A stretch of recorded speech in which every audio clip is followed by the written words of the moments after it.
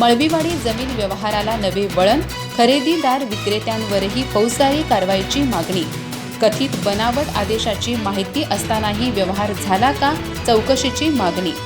बसवंत बडसकर यांच्या जिल्हाधिकाऱ्यांकडे अर्ज। चंदगड तालुक्यातील मळवीवाडी तुडये येथील गट नंबर 230 मधील सरकारी हक्काच्या जमीन प्रकरणाला नवं वळण मिळालंय। कथित बनावट आदेशाच्या आधारे झालेल्या जमीन व्यवहारातील खरेदीदार आणि विक्रेत्यांची भूमिका तपासून दोषी आढळल्यास त्यांच्यावर फौजदारी गुन्हे दाखल करावेत अशी मागणी तुडये येथील बसवंत केदारी बडसकर यांनी जिल्हाधिकाऱ्यांकडे लेखी अर्जाद्वारे केली आहे। कथित बनावट आदेशाची चौकशी झाल्यानंतर संबंधित जमीन पुन्हा सरकारच्या हक्कात घेण्यात आल्याचं अर्जदारानं नमूद केलंय।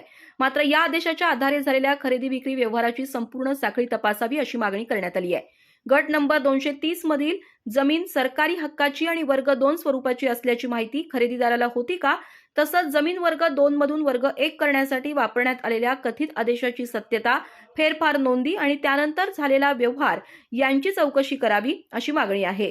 व्यवहारातील कागदपत्रांची पडताळणी झाली होती का याचीही तपासणी करण्याची मागणी करण्यात आली आहे। जमीन विक्री करणाऱ्या भोगवटादारांची भूमिकाही तपासावी।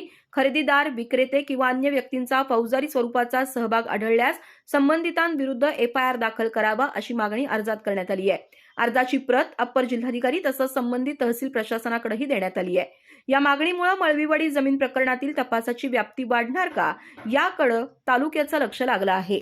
अधिक माहिती आणि ताज्या घडामोडींसाठी आजच आमचे चॅनल सबस्क्राइब करा।